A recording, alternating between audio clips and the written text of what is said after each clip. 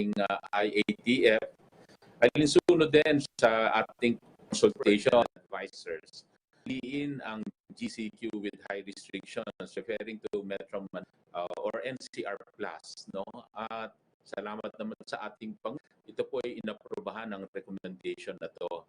Nabanggit po na economy cannot bear another massive lockdown. Mission really calls for it. You know, we lose around 30 for a 2-week lockdown. Marami nawawalan trabaho, hanap buhay, mga micro SME magsasara.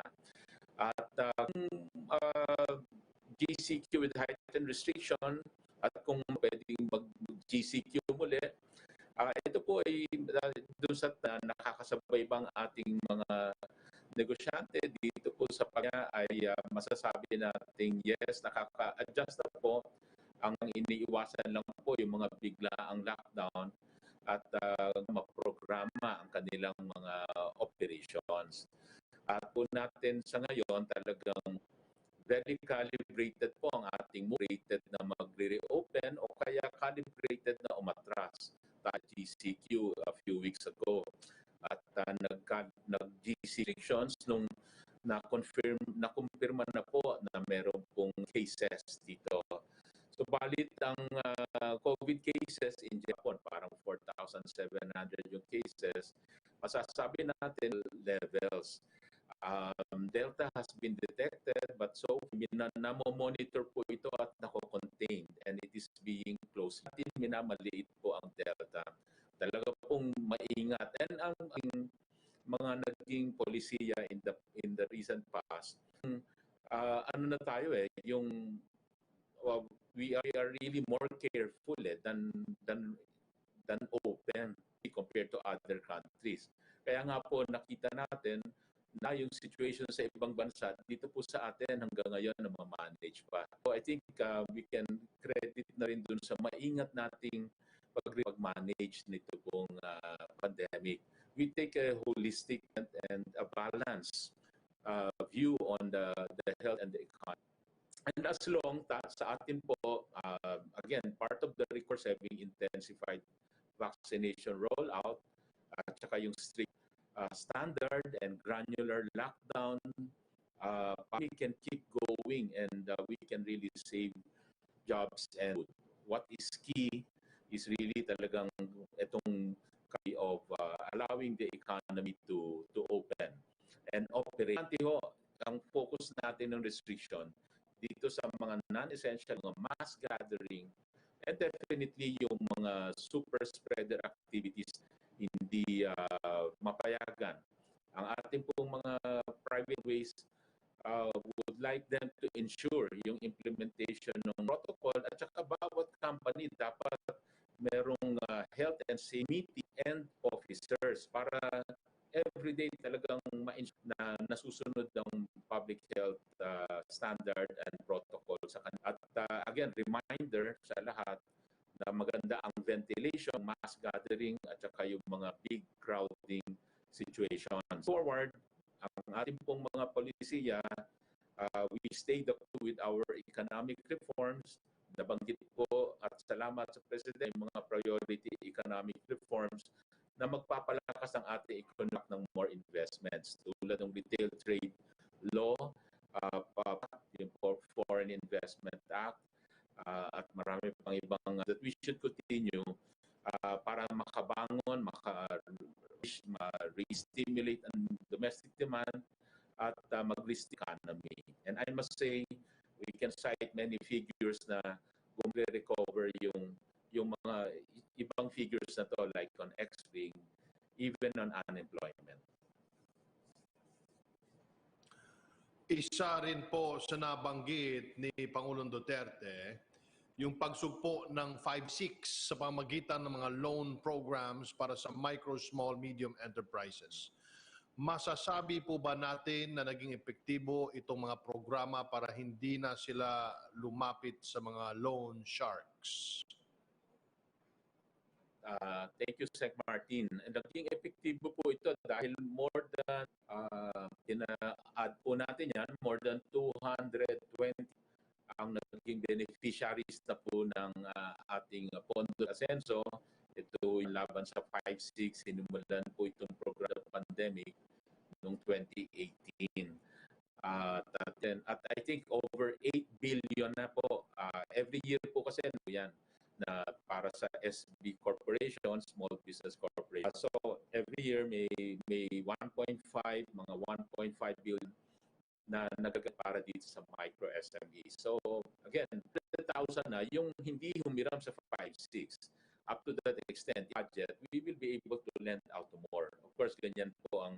At saka ito po, nabayaran na, umiikot na. Yan po ang pondo niyan. Ang utang 8 billion, but if I recall it right, ang budget for dyan, I think around 5 billion. Pero ibig sabihin yan, marami na paikot na yung pera. Kaya umabot sa 8 billion yung loan na napa. So umiikot po ito. Ibukod pa ho ito dito sa CARES Pro, inumpisahan natin nung pandemic. Na ngayon naman ay nasa 5 billion yung budget fully utilized. 4.8 billion of yesterday ang napahiram out of the 5 billion that's allocated Bayanihan 1 and Bayanihan 2. And again, over 30 po ang napahiram na rin nito. So, tuloy-tuloy po yung I hope we can help more by having a bigger budget. And kung matanong nyo, bakit kung mauubos na, paano natin? So gumawa na rin po kami paraan, thank you to Secretary Berna at ng DOT, yung allocation for tourism, habang hindi pa mga ibang tourism establishments, ay ipahihiram po natin dito sa SMEs. At yun po, ibabalik natin yung pondo na yon with the new 2022 budget. That's 1.5 billion and we are also applying kami parang hirap kami sa DAT under 1.5 billion at pandagdag puhunan dito sa CARES program. Secmon, babalikan po namin kayo. Aayusin lang po natin ang connection kasi may problema po ng konti. Please don't go away. Samantala, kahapon nga po ay nakabalik na ng bansa sa Philippine Air Force Staff Sergeant Heidelin Diaz. Ang kauna-unahang Pilipino na nakasukit ng gintong medalya sa Olympics. Pero bago pa man ang kanyang pag-uwi ay pinarangalan na ng Senado ang naging tagumpay nito sa 2020 Tokyo Olympics.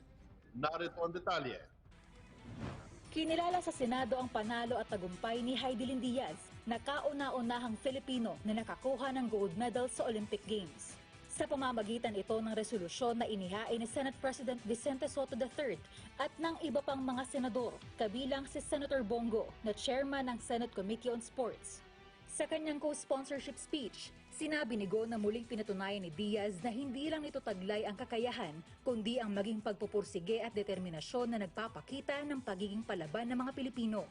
She ruled the competition with a total score of 224 kilograms to win in such an incredible and emphatic fashion that propelled her to the top. Indeed, this will be marked as one of the greatest sporting moments in Philippine history. Noong 2019, malaki ang naging papel ni Go para sa 2 million peso sponsorship arrangement sa pagitan ng Phoenix Petroleum Philippines at ni Diaz. Ang pondo ay ginamit ni Diaz para sa kanyang pagsasanay sa 2020 Tokyo Olympics. Suwestyon din ni Senator Go sa Armed Forces of the Philippines na itaas ang ranggo ni Diaz sa Staff Sergeant mula sa pagiging sarhento. Ipinaabot din ni Go ang kanyang suporta sa iba pang atletang Pinoy na kalahok sa 2020 Tokyo Olympics. Nais ko pong pagbigay alam po na ako po'y nandirito lang po, nasa likod, handang tumulong sa tahimik na paraan, financial o anumang assistance na aking pwedeng ibigay, even in my own personal capacity. Handa po akong pumagitna kung kinakailangan maghanap ng anong suporta galing sa gobyerno at maging sa private sector. Katulad na lang po nung nangyari kay Heidelin, hindi po ako nag-atubili na magpaabot ng tulong sa paghahanap ng sponsor para sa kanyang additional na pangailangan at sa pag-troubleshoot ng problema ang kanyang kinaharap noong mga nakaraang taon po habang nag-iensayo para sa Olympics. Ayon pa kay Go, Kaisa siya ng sambayanan sa pagdiriwang sa panalo ni Diaz na masungkit ang gold medal. 77 taon na buhat nang lumahok ang bansa sa Olympics. Inspirasyon anya ng mga Pilipino para magsumikap at harapin ang mga hamon ng buhay ang tagumpay ni Diaz. Ako po'y lubos na nakikisa sa buong sambayanan sa pagkilala at pagpapaabot ng pagpuri sa ating kababayan na si Diaz, isang patunay at sumasalamin sa napakaraming Pilipino na gaya niya na nagsusumikap at na nagpapakita po ng lakas ng loob sa pagharap sa araw-araw na hamon ng buhay. Sila ay tunay ng inspirasyon sa bawat Pilipino na sa kabila ng kahit anong bigat kanilang pinapasan sa buhay, kapag nagpakita ng determinasyon at pusong panalo ay makakamtan ito at sa ating inaasam na tagumpay. Bilang Chair of Committee on Sports, palaging tumutugon si Go sa pangangailangan ng national athletes. Siniguro niya na mababakunahan ng lahat ng Pilipinong atleta na sasabak sa Olympics. Nirekomenda rin niya at ng PSC na dagdagan ng allowance nila na inaprubahan ni PRRD kamakailan. Isa rin si Go sa nagsulong ng dagdag na pondo sa PSC ngayong taon para sa preparasyon ng Team Pilipinas sa Olympics at Paralympics. Sa lahat po ng mga atleta na compete pa po ngayon, maging inspirasyon sana si Ridulin sa inyo at dalahin niyo po ang tagumpay para sa ating mga kababayan.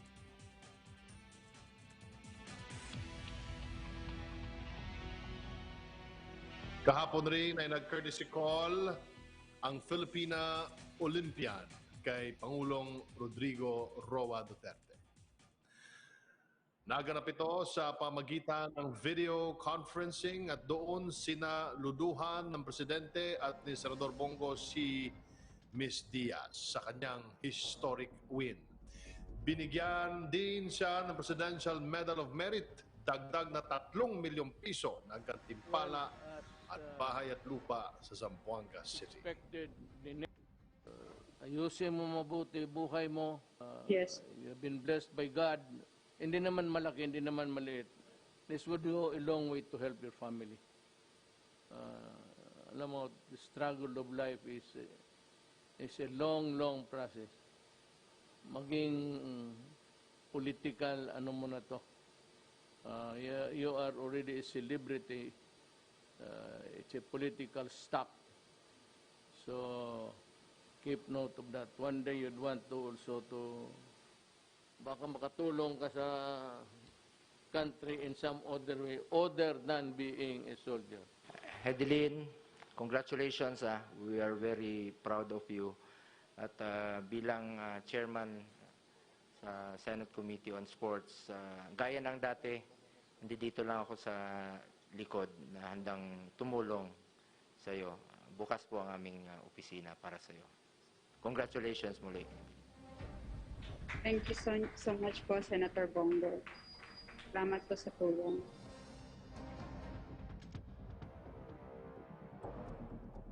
Talagang deserving si Heidelin Diaz, no? Congratulations po muli mula sa amin sa PTV. Muli po natin balikan si DTI Secretary Mon Lopez. Secretary, nabanggit din po sa SONA yung Central Business Portal na kaka-launch lamang ngayong taon. So far, ano po yung nakita nating mga improvements pagdating sa bilang ng mga business transaction mula nang ma-launch ito, at bakit mahalaga rin po itong may pagpatuloy ng susunod na administrasyon? Thank you, sa isang programa na mapapadali yung business registration. Saan po itong Central Business Portal doon sa item ng starting a business. In other words, kung magkukuha tayo ng business sa SEC, kung corporation, or DTI, kung sole proprietorship, tapos nakakonect na rin yan sa SSL, at pagkatapos pati sa BIR. And as we na rin po ngayon yung mga LGUs, yung pagkuhan, lahat po ng proseso na yan, dati po umaabot ng more than 1 dahil pupunta ka sa bawat agency na yan. Ngayon po, napaikli na into mga 3 to 5 days.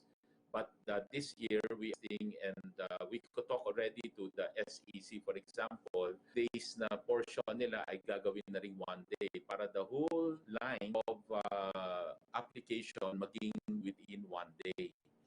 So ang benepisyo po nito is that talagang yung ease of doing business ng Pangulo, mapadali yung buhay ng mga tao, lalo na yung mga gusto magsimula end-to-end processing within 1 day, compute online na. Imbis na pupunta pa sa mga iba't ibang opisina ka pa ng ilang araw or linggo. Kaya ho nito, kaka-launch lang nito, marami hong nagsusubok na doon sa mga dating opisina, pero tinuturuan pa ho natin dito na sa Central Business Portal. And again, before the end of the year, targeting within 1 day processing. And yun po yung issue po nito sa sa ating mga kababayan. At very soon, so, including their all other business mailagay online, talagang dito na rin matatransact. Right now, yung digitalization efforts ng iba't ibang ahensya. Subalit ngayon, over time, ito po dito sa Central Business Portal para lahat po ng mga sa larangan ng business, dito na po pupunta sila. So into the next dito na po magtutuloy yung mga programa na pag-interconnect ng mga online processing ng iba't ibang opisina. Yun ang nagagawa na rin yan. Sekmon, may ilang tanong lang ang mga kasamahan natin sa media. Please go ahead, Undersecretary Rocky. Thank you, Secretary Martin, Secretary Mon. Ang tanong na ito po ay galing kay Marvin Calas ng UNTV. Bakit hindi po pinayagan ng IATF ang panukalang 2-week ECQ ng Metro Manila mayors at mga negosyante? At if ever daw po mag-ECQ ng 2 linggo, kakayanin pa po ba ito na ekonomiya ng Pilipinas? Thank you, Yusek Rocky. Iniiwasan natin, nabanggit po natin dati that you bear another massive lockdown unless talaga yung situation na talagang meron ng bumubulusok na isang surge or lalo na ng Delta variant. Because bawat lockdown po, kaya hindi makayanan ulit ito, nawawala po ang estimate ng milyon pesos ng wages for a 2-week nung nangyaring ECQ last March. Siyempre, marami po, pati mga negosyo, mga micro SME nagsara. And tayo naman po sa IATF, kasama ng mga reliable health at advisors, ay tinitingnan lahat ng datos. At ang pinaka-recommendation dito, of course, binalance with the economy, keep lang yung same GCQ high restriction because just a few GCQ tayo. Umatras na tayo ng konti, naging GCQ high restriction. Ito na po naging recommendation sa Presidente. I-keep lang ito dahil naman po na naging manageable yung COVID cases natin. Kahapon, 4,700 niya nabanggit. At yung Delta na mga na-detect, so far na monitored and controlled. It is being closely watched. Kaya mulo at inaprobahan niya po yung recommendation ng IAT. You really have to take a balanced, holistic assessment dito. Ngayon, nakikita natin, effective naman itong minimum power na compliance. At kung saan kailangan, at doon naman nagkakaroon ng granular lockdown. So that keep the economy going and we save jobs and livelihood. Again, importante po talaga, may GC restriction. At ang restriction, so nakafocus sa mga activities, mga mass gathering, yung mga super spreader activities. But we allow the economy, trabaho, makatuloy para ho, again, makarecover yung ating economy. Yun po. At saka reminder nga, ulitin ko ulit, yung reminder natin sa mga magtayo sila ng yung committee, Health and Safety Committee, para itingin sa kanilang operations na nasusunod yung public health protocol ng ventilation, ma-prevent yung mass gathering, bawal kumain sa pera. So, Opo. Mula naman po kay Tristan Nodalo ng CNN Philippines, DOH Secretary Duque said maaari pang magbago ang quarantine classification sa NCR Plus area should Should we revert back sa ECQ? Ano po daw ang plano ng DTI sa mga business or workers na maapektuhan? Programan tuloy-tuloy lang ho, no? Dito nga yung microfinancing at ang importante ho itong live kits, yung mga pangpuhunan para sa mga masyo. Up to that point, natutulungan po natin sila. Of course, we're limited that we have. Kaya nga ho, may request kami ngayon ng replenishment livelihood support fund. So we will continue to do that. But then again, ang DOH naman po, kasama natin sa IATF, of course, we really abuse it on the health side and so DOH understands na mas marami rin kung yung ibang parte ng ating ekonomiya ay magsasuffer ang gutom. Marasakit, ibang sakit, hindi nga COVID, at ibang sakit naman ang magiging problema natin. At ito yung mga ibang irreversible. Kaya we really just have to be careful. Kung natin minamalit ang Delta, kaya nga ngayon, talagang kaya nating mag-restrict ng movement, mag-restrict po tayo, even proactively, personally, no, sa atin. Kung hindi importante, sa bahay na lang po muna tayo. Opo, ang next question po ni Tristan, may data po ba? Ilan pa rin ang nawalan ng trabaho dahil sa recent lockdowns? And ilan na po daw yung nakabalik simula nang magluwag na ulit ng restriction?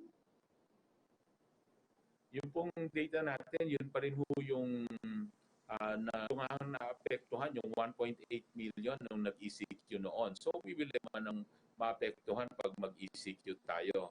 Ito po ay unti-unti over time, itong the past 2-3 months, di ba? Dahil bumalik tayo sa MECQ for the longest time, GC. At nakita natin ito nakabalik. Kaya yung unemployment natin na 8.7%, nag-improve to 7.7%. Huwag lang tayong umatras ulit, ay hopefully mag-i-improve 7%, closer to maybe 6%, eventually to 5% where we were before the pandemic. So, at na-report na rin po na in terms of millions, I think may mga 2 million bagong trabaho at mga kasama na rin dyan mga ay tanto talagang alagaan yung economy na function, pero ito po yung ating ulitin para talagang mabalansin natin ang lahat ng bagay. So, and yet, wala hong magkaroon na surge. Opo, tanong pa rin po ni Tristan Nadalo, ilang pong business o worker maring maapekto ng ECQ daw po ulit? Yun po, yung 1.8 million, patalaan natin in terms of number of businesses, dun sa survey, ECQ tayo, ngayon kasi mga 8 to 10 na natiling sarado, pero maaaring bumalik sa 16% of registered companies, no? Ang maaaring kahit temporarily pag nag-ECQ. But to many, yung doon po MSME, lahat na nag-feel ba sa akin, yung mga nakaraang talagang dapang-dapaan na sila, pag nag-ECQ pa, wala mapupuhunan dito at yung silang mga trabaho, yung mga kasamahan nila, empleyado nila, masasabi kung ano mangyayari sa kanila pagka at tayo talaga mag-lockdown dahil siyempre po kung sarado ay sarado lahat. So paano mangyayari yan? So kailangan talagang we should really take a balanced view on this. By the way, salamat sa inyong panahon, DTI Secretary Mon Lopez. Ingat po kayo, sir. Okay, thank you po. Thank you, sir.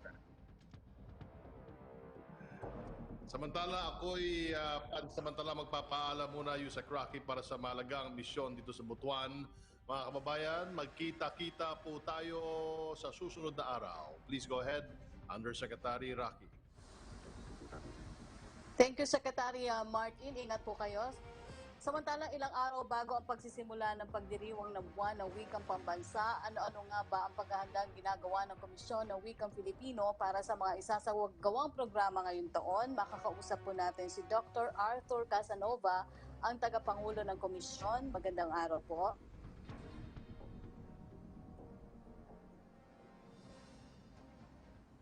Sir? Pero magandang Sir, araw po nakamute sa po lahat kayo. sa sambayan ng Pilipino. Opo. Sir, ilang araw na lang po at buwan na ng wika. So, pwede niyo po ba kami bigyan ng maikling paliwanag kaugnay po sa temang Filipino at mga katutubong wika sa dekolonisasyon ng pag-iisip ng mga Pilipino? Bakit po ito ang napili niyong tema ngayong taon? Okay. Ang tema po ng ating pagdiriwang ng buwan ng wikang pambansa 2021, tulad na nabanggit ninyo ay dekolonisasyon Pilipino at mga katutubong wika sa dekolonisasyon ng pag-iisip ng mga Pilipino. Ito ay isang pakikiisa ng Komisyon sa Wikang Pilipino sa 2021 Quincentennial Commemorations in the 2021 QC. Ang tema ng pagdiriwang bansa ngayon na kasentro po sa mahalaga sa Pilipinas sa nagdaang limang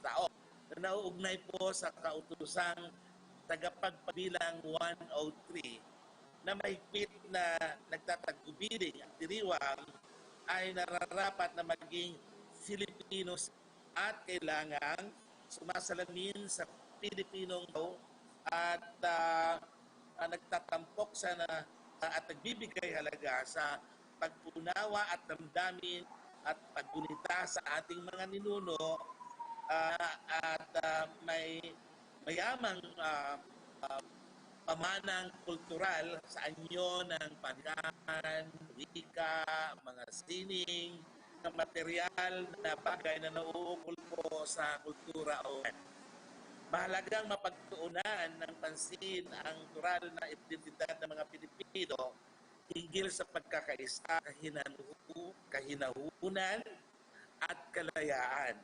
Nagsuporta rin po ang temang ito ng Komisyon sa Wikang Pilipino sa UNESCO International Decade of Languages o IDIL 2022 hanggang 2032 na nakasandig sa deklarasyon ng Los Pinos o Los Pinos Declaration na nagtataguyod ng karapatan ng mga mamayang katutubo sa malayang pagkakaroon ng akses sa edukasyon at sa mga gawaing pampamayanan gamit ang katutubong bilang pangunahing kahingian sa pagpapanatiling ay ng mga nanganganib ng maglaho kung hindi gamitin at tatangkilikin.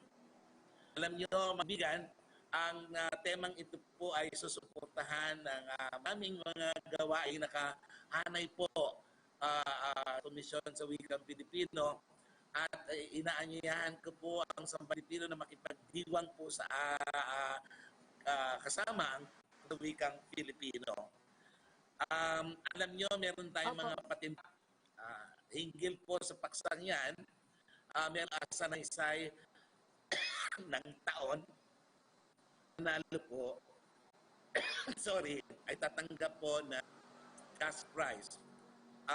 Bukod pa po sa mananang ng taon ay may patimpalak niyo hinggil sa dangal ng wika na igagawad po sa mga individual at mga samahan institusyon,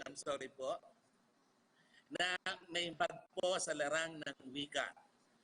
At isasabay din po sa gawad parangal na ito ang dangal ng panitikan na dapat po ay noong Abril na ibigay, ngunit pagsasana po ang pagbibigay ng parangal sa mga nagwagi sa dangal wika at dangal ng panitikan. Kabilang mga gawain na isa sa katuparan ng Komisyon sa Wikang Pilipino ay ang upong patimpalak, ang sanaysay, asin, na nakatuon naman po at para po sa mga kabataang nasa baitang 7 hanggang 11. Yung mga pangunahing patimpalak natin ngayong buwan wika sa 2021. Bukod pa po dito, may meron po kami mga patuluyang proyekto po ng mga webinar na binibigay po namin ng libre Dito ang ortografiyang pambansa na tumatala sa mga tutunin sa spelling o palabaybayan.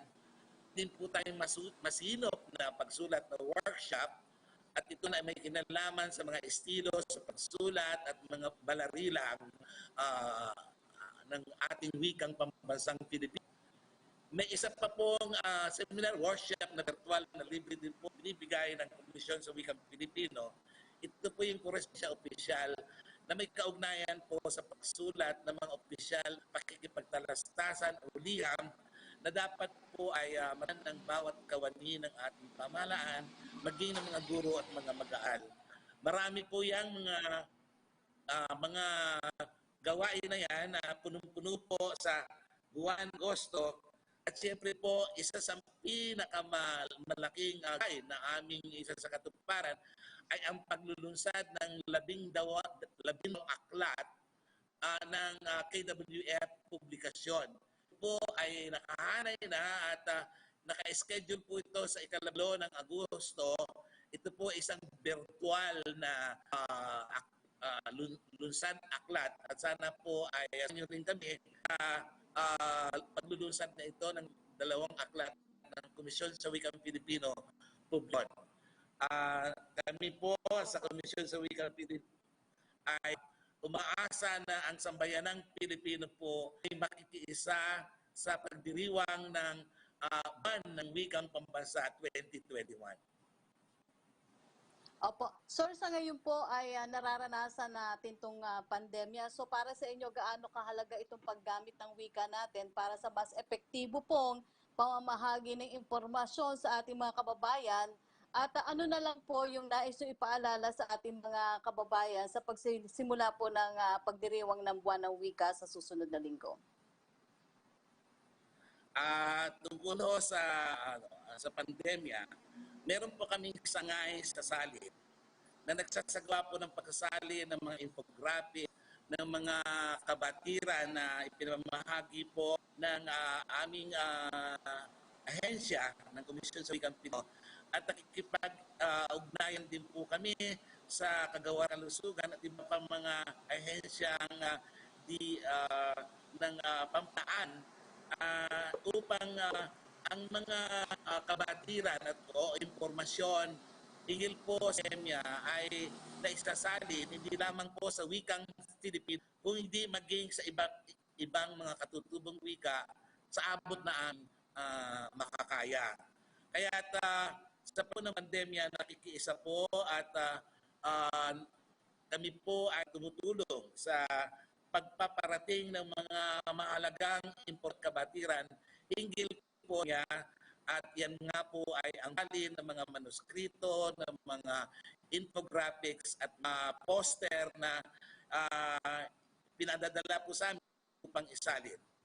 Para po sa buwan ng wikang pambansa, hinihimo ko po ang lahat ng kababayang Pino na makiisa po at ito po ay isang pagpapahayag at pagpapakita na tayo po ay may wikang pambansang tinatawag nating Pilipino at yung wikang pambansang Pilipinong yan ang ating identidad.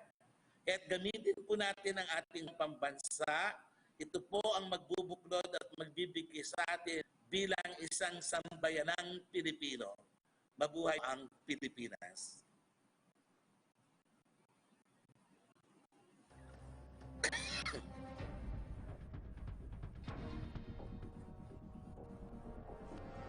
Kaya natin to, kaya natin to.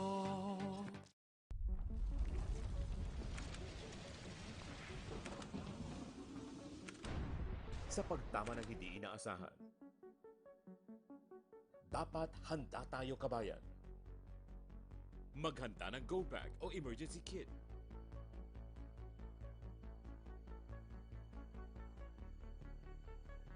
Lumikas kung kailangan.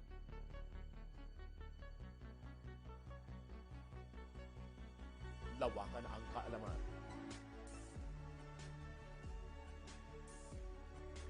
Tumawag sa kinauukulan.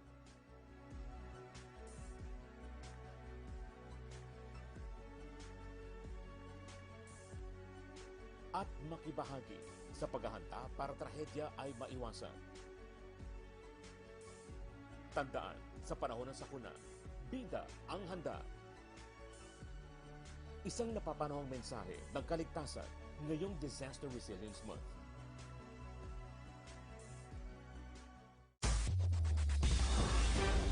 Balitaang mapagkakatiwalaan sa inyo hanggang Sabado at Linggo. Ulat Bayan Weekend.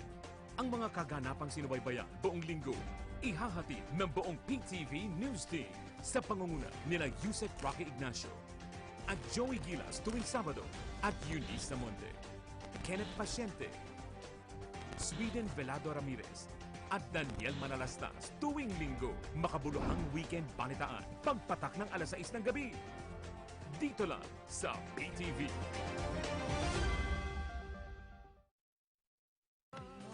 Kaya natin to. Kaya natin to. Nagbabalik po ang public briefing hashtag Laging Handa PH. Kami po ay nagpapasalamat kay Dr. Arthur Casanova, ang tagapangulo ng Komisyon sa Wikang Filipino. Mabuhay po kayo. Kamakailan ilang delivery riders ang nagprotesta upang maglabas ng hinaing laban sa kanilang kumpanya pagdating sa halaga ng kanilang kita. Ang Labor Department agad naman namagitan para pag-ayusin ang dalawang kampo para pag-usapan ang kapakanan at interes ng mga delivery riders sa itinuturing din nating frontline. Makakausap po natin si Attorney Benjo Benavides, Undersecretary for Labor Relations, Social Protection and Policy Support ng DOLE. Welcome back po, Yusek. Magandang umaga po, Yusek Rocky, at magandang umaga din po sa ating mga taga-subaybay. Opo, noong nakarang linggo, naging mainit po na usapin yung hindi pagkakaunaw ng mga delivery rider at management ng isang digital platform company tungkol po sa usapin ng paggawa. So ano na po yung naging hinaing ng mga delivery rider laban sa kanilang management na nagbunsod po sa kanilang magprotesta? Tama po yun. But una, Yusek Rocky, maraming salamat sa panayam na ito. Ito po ay pagkakataong makapagbigay kami ng update o linaw doon po sa mga issue kinakaharap ng mga manggagawa. At isa na po dito yung naging mainit na usapin nung nakaraang linggo patungkol po sa mga delivery riders. Ang kanilang mga hinaing ay hindi po ito bago. Tulad po nung pin sa social welfare benefits, yung kanilang registration, coverage sa SSS, PhilHealth at Pag-ibig. Pangalawa po yung usapin sa kita. Ang sabi po nila ay maliit na yung inuwi po nilang earnings dahil na rin po sa dumarami na po yung mga bilang ng mga delivery riders. Meron po kasi silang tinatawag na batching system. So yung mga napaprioritize po dun po sa delivery, sa mga orders, ay yung mga nakakategorize na batch 1 at batch 2. Subalit yung mga nakakategorize na batch 3 and 4 and so on, medyo konti po yung mga orders na dumarating po sa kanila. May algorithm po kasing tinatawag para po makuha ka bilang makakuha ka ng order. Ito po ukod pa dun sa usapin na gastusin nila dahil daw po tumataas yung presyo ng gasolina. Ganun na din yung maintenance nila sa kanilang mga motorsiklo. At panghuli, at sa tingin ko ito po yung pinaka mainit na paksa, yung suspension po na napabalitang may 10 taong suspension. Sa kanila po, ang tawag po nila dito ay off-boarding. Ang ibig pong sabihin nun ay walang access sa application o sa system yung mga riders at dahil po doon, hindi po sila pwedeng hindi po sila pwedeng makakuha po ng order. So ito po mga tatlong mga issues na pag-usapan, mga hinaing ng ating mga delivery riders. Opo. Attorney, pakibahagi naman po kung ano daw yung naging resulta ng ginawa ninyong inspeksyon at dialogo naman sa mga delivery rider at maging doon sa management ng nasabing food delivery company. May pananagutan ba ang management o ang hanay po ng mga magagawa sa nasabing insidente? Well, may pananagutan po siya base na rin dun po sa kontratang kanilang pinirmahan at gayon din po dun sa mga umiiral po nating batas sa paggawa. Balikan ko po kung ano po yung ginawa po ng Department of Labor dito para nang sa ganon ito ma-settle o masolusyonan. Nagpatawag po kami nagpatawag po kami ng pagpupulong sa management, gadin po sa mga delivery riders. At napagtunduan po doon yung progressive pong o tuloy-tuloy pong resolution ng mga kasong o ng mga issue nilang sinabi. Again, hindi na po ito bago. Kung maalala po natin noong nakaraang taon, nagkaroon din po ng protesta yung mga delivery riders dito po sa National Capital Region. Nakaalala ko po ay parehas pong food delivery company. At namagitan din po kami doon. At nasolusyonan po natin yun, usap po yung dalawang partido. Ngayon po ay balik na yung mga nasuspende o na off-board. So sa patuloy ng pakikipagtulungan ng dalawang partido, ng riders at ng management sa Department of Labor, naniniwala po ako na in the next few days, ito po ay masusolusyonan po natin. By the way, karamihan po ng mga na-off-board ng mga delivery riders ay nakabalik na. Kung hindi ko nagkakamali, mga 30 na lang o 31 yung hindi na lang nakakabalik. At sila po ay kinokon po namin para nang sa ganon kami ay mamagitan sa management para sila ay makabalik na. Opo. Para naman po sa kaalaman ng publiko, Yusek, pakibahagi din po yung nilalaman ng labor advisory na inyong inilabas tungkol sa delivery service sector. Sino po daw yung sakop nito at paano po ba malalaman kung may employee-employer relationship at ano din yung mga benepisyo na maaari nilang makuha bilang manggagawa sa nasabing sektor? Maraming salamat, Yusaki. Totoo nga po, nakapagpalabas po kami ng isang labor advisory. Ito pong labor advisory na to ay magbibigay po ng giya sa mga delivery riders at sa mga may-ari ng digital platform company katulad po yung Foodpanda, yung Grab and similar companies. Kung ano po yung trato po natin sa ating mga riders, ano po yung mga applicable general labor standards at occupational safety and standards. Ganun na din kung ano po dapat yung tamang kondisyon para po sa kanila. Ang sakop po ng labor advice ay lahat po ng riders. Lahat po ng riders ng mga food delivery services, ganun na din po yung courier services or activities. Yung nagpapadala lang po tayo ng mga parcel, yung kliyente magbubuk at dadalhin po sa isang lugar. So sama po sila. At ito pong labor advisory na to ay nagbibigay po ng guidance kung paano itatrato yung mga riders bilang isang empleyado o bilang isang independent contractor or self-employed. Meron po tayong pamantayan na inilagay sa labor advisory. At ito pong pamantayan na to ay hindi bago. Matagal na po itong ginagamit ng kagawaran, ganun na din ng ating mga korte hanggang sa Korte Suprema. I'm referring po dun sa tinatawag nating fourfold test. Kasi po ito na po yung kinasanayan natin na gamitin para malaman kung ang relasyon ng dalawang partido is that of employment relationship. Ano ito? Yung fourfold test, ang sinasabi po doon, tinatanong, sino po ba ang nag-hire? Sino po ba ang nagbayad ng sahod? Sino po ba ang may karapatang magdisiplina kaya mag-terminate ng relationship ng dalawang partido? At yung pinaka-importante po, yung power of control. Kinukontrol ba o sinusuperbisa ng employer o ng management kung paano gagawin ng isang delivery riders yung kanyang task na mag-deliver. So ito po isa sa mga pamantayan para malaman po natin ang isang rider ay empleyado o kaya self-employed o freelancer. But regardless po na kung ang isang rider ay isang empleyado o kaya man independent contractor, ang labor advisory po ay nagbigay po ng proteksyon. Hindi lamang sa mga empleyado kundi para po sa mga freelancer.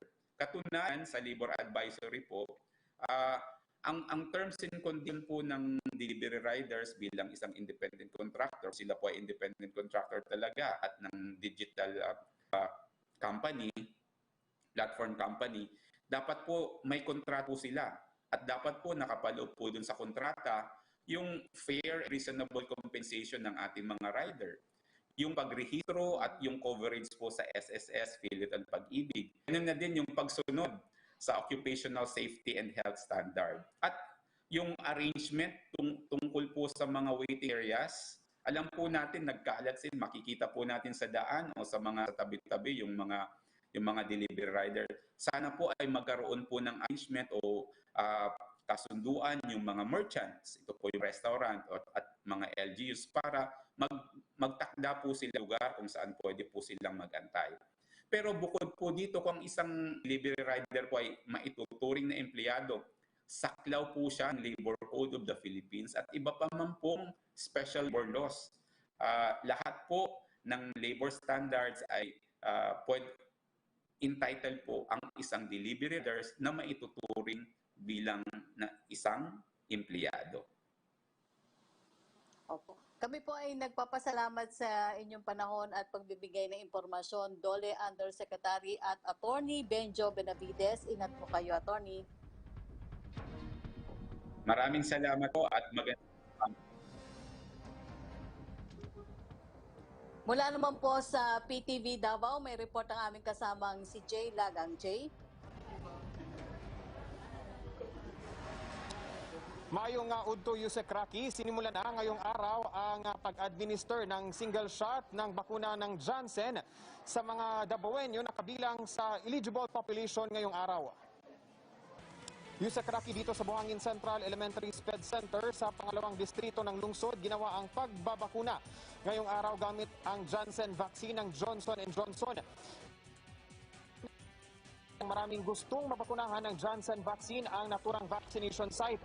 Nasa 600 vaccine lang sana ang tatanggapin dito ngayong araw, pero dahil na rin sa marami ang nagtungo ngayon dito ay umabot na sa 800 na vaccine ang pinapasok upang mabakunahan. Ayon sa Buhangin District Health Center ay nasa 1,200 Janssen vaccine ang inilaan sa kanila para sa vaccination rollout. Kaya dahil nasa 800 na ang kanilang na-cater ngayong araw, ay inaasahang nasa 400 vaccine na lang ang kanilang mababakunahan bukas July 30. Mga senior citizens na kabilang sa A2, priority group at mga A3 o adult with comorbidity lang ang target na mabigyan ng Janssen vaccine. Ang naturang alokasyon ay kabilang sa 143,850 doses ng Janssen vaccine na natanggap ng Davao Region noong July 19 mula sa national government. Samantala, Yusek Raki, maliban sa Buhangin Central Elementary School ay muli ring binuksan simula ngayong araw ang Bernardo D. Carpio National High School kung saan ay nagpapatuloy ngayon dito ang pag-administer ng second dose ng Sinovac vaccine para sa mga personahe ng Department of Education o ng DepEd dito sa Davao City. Yan muna ang latest mula dito sa lungsod ng Davao, J. Lagang para sa Bayan. Maraming salamat sa iyo, Jay Lagang.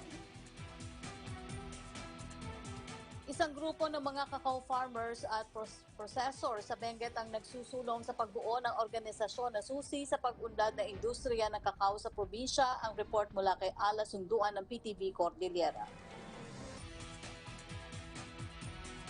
Masaya ang Chocolate Queen ng Benguet sa magandang suporta ng mga cacao farmers at processors sa Benguet sa isinusulong nilang asosasyon na anilay susi tungo sa pag-unlad ng industriya ng kakao sa Benguet. Sa kanilang pagkakaisa, naniniwala itong mapapalago ang supply ng kakao sa probinsya para sa produksyon ng mga tsokolating may pagmamalaking produkto ng Benguet. So magko-concentrate na po tayo dito sa Benguet, and if ever kulangin man po tayo sa kakao, we can reach out the other provinces here in the Cordillera. Kaya kahit may pandemya, nagpapatuloy ang pagbisita ng grupong Benguet Baguio Cacao Growers and Processors Association sa mga cacao farms sa probinsya at dumarami naman ang nakikiisa sa kanila. Despite this pandemic, we are finding ways to connect with the farmers. Nagpapasalamat naman ang grupo sa DA, DTI at OPAG sa kanilang walang humpay na pagsuporta. Hinihintay na lang ang pag-aproba ng Securities and Exchange Commission o SEC sa kanilang aplikasyon na mairehistro ang kanilang grupo. Ala Sunduan para sa Bayan. Narito naman po ang pinakahuling datos ng COVID-19 cases sa bansa base sa report ng Department of Health kahapon, July 28, 2021, umabot na sa 1,566,667 ang total number of confirmed cases matapos itong madagdagan ng 4,478 na mga bagong kaso. 84 na katao naman ang mga bago nasawi kaya umabot na sa 27,401 ang total COVID-19 deaths. Ang mga kababayan naman natin na gumaling na sa sakit ay umakyat na sa 1,484,714 matapos itong madagdagan ng 6,149 new recoveries kahapon. Ang active cases naman sa kasalukuyan ay 54,552.